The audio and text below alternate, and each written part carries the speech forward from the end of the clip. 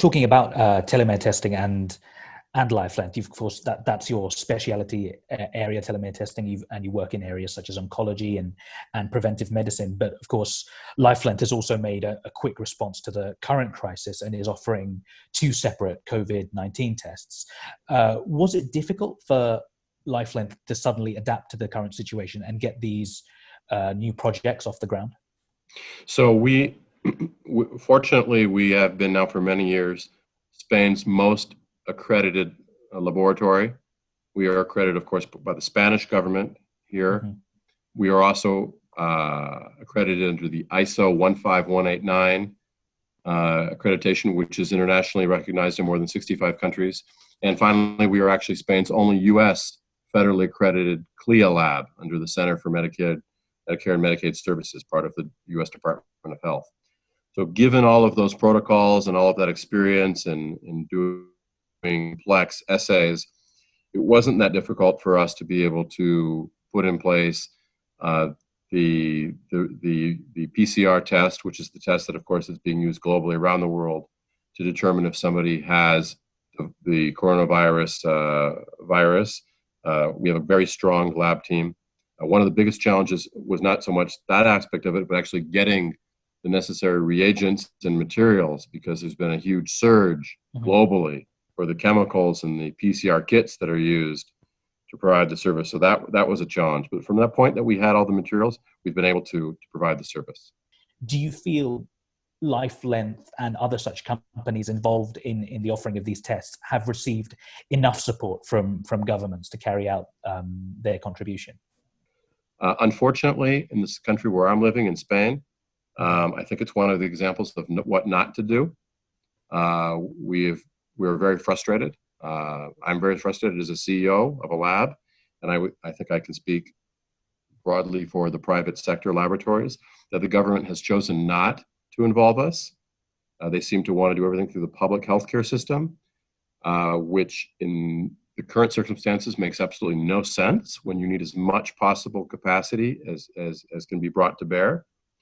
Our laboratories, just my own laboratory, we have the capability to process more samples of PCR per day than all of the public hospitals in the community of Madrid, which is the most important state of Spain, if you will.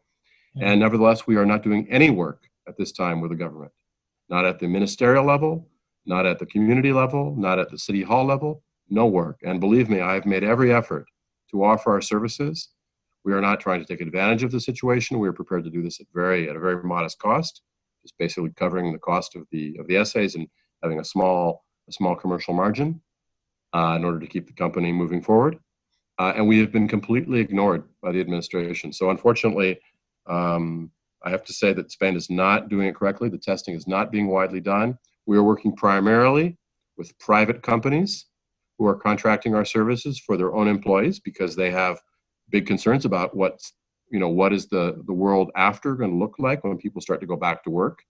Do you think that the capacity for versatility is one of the great advantages of the biotech sector as a whole, or do you think this is an area in which Life Length in particular stands out? Well, I mean, I think it depends on the situation of every company. In our particular case, what we believe we've developed is a very unique proprietary platform that we call TAT, telomere analysis technology, that allows us to take essentially any biological sample, whether it's from blood, whether it's stem cells, whether it's tissues, and analyze those telomeres, and then associate telomere associates extract meaningful clinical information. So we have an application where we can determine what is your biological age, how well are you aging at a cellular level and therefore as an individual, and what is that rate of aging? And if you adopt lifestyle changes, how can we measure and monitor the efficacy of that program? Another application is, how do we reduce the fact that between 60 to 80% of all men with elevated PSA levels who then undergo biopsies for prostate cancer are in fact negative?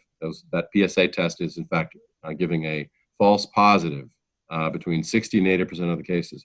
We've demonstrated, and there'll be a publication coming out hopefully this month, that after several years of clinical studies, when you incorporate telomere variables, specifically our own proprietary assays, we eliminate as much as 50% of those biopsies without eliminating men who actually have prostate cancer. So it's a huge improvement in terms of clinical and commercial application for what is the most common cancer in men, from which on average 1 in 6 or 1 in 7 men will have during their lifetime. And then in fertility, I think it's fairly evident that fertility, there's a component of age-related disease.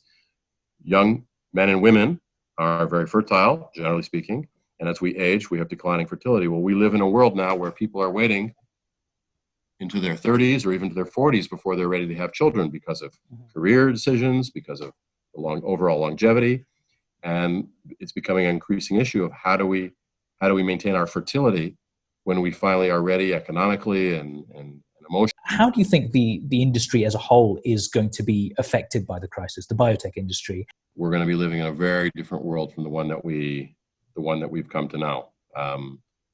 International travel is going to be enormously reduced, perhaps almost impossible for the vast majority of people. Routine testing needs to be made faster, cheaper, more accessible, more accurate. So that's going to require massive developments.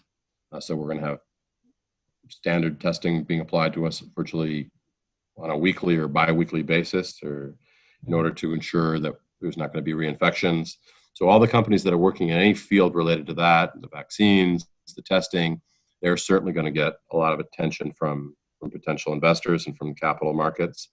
In the process of recovery, as we've kind of touched upon, leadership is going to be a huge factor, both across public sectors, politics, private sector. And speaking as a CEO, we wanted to know, what is the kind of leadership you would like to see over the next few months and years as the world tries to recover from the current crisis? What I would like to say, what I would like to see is the politicians not standing in front of the cameras, but the doctors, the epidemiologists, the people who really know what's required, and that we listen to them. If we had listened to the director of the World Health Organization, if the governments of the world had responded when he declared that this was going to be a pandemia, this was going to be a global epidemic, we would not be in the situation that we're in. For me, this is a moment in which politicians have to take a back seat to people who know what we're confronting and listen to their recommendations and implement them. From a leader perspective, our leaders need to take on board how serious this is. The initial reaction of, oh, this is not going to be a big problem for our country, that was just, the virus was spreading all that time incredibly rapidly and invisibly, and no measures were taken. And that's now what's led to this, terrible global situation. Had we listened to these authorities, we'd taken protective measures, we wouldn't have avoided it, but we would have vastly reduced the scale. I believe the only country I'm aware of in Europe that was truly, truly prepared is Finland. Yeah. My understanding is the Finnish have maintained a stock of medical materials and supplies continuously for their entire population. Of course, it's only about 5.5 million people, but they've continuously invested in maintaining they're having respirators, having masks, having all kinds of medicines, and training like war centers, like countries train for war games. They train their sanitary personnel. And that's an insurance policy. That's an investment you make every year in your country's well-being that you hope you never use. But then when they needed it, they've been able to respond very well. And almost no other country in the world made those investments. And I hope from that of this, people will now realize that if we can spend the trillions and trillions of dollars in military, we also need to spend a significant amount of money in preparedness for future events like this. Do you consider that your goals and dreams have changed since the COVID-19 outbreak? Do you believe that you pursue the same objectives? And as well, what is the legacy that you want to leave behind? The legacy that I would like to leave is that LifeLength is trying, and has been trying for many years, to make a material difference in a contribution to society in a field of medicine that's critically important as people live longer and longer lives, and where we seek to maximize not only lifespan but health span. And I believe we've developed a series of technologies that can contribute to that aim. And in this particular moment, obviously, we have to put to one side a little bit those primary objectives of our business to help society get out of the situation. But of course, we don't intend we hope that we will never have to make COVID testing our principal business. We hope that it's something that we're doing now to help alleviate the crisis, and that very quickly we'll be able to go back to our core business on focusing on telomere biology and its the plethora of clinical applications that it has for many, many fields that we've discussed in the course of this interview.